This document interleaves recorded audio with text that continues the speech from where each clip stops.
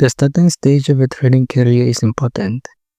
In this video, I will reveal steps that will help you get the right foundation in trading.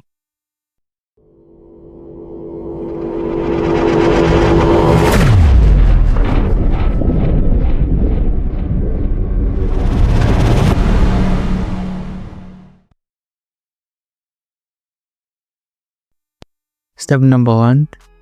Learning. Learning from good sources is beneficial for a trader. It will help the trader to fully understand the nature of trading. Number 2. Taking your time.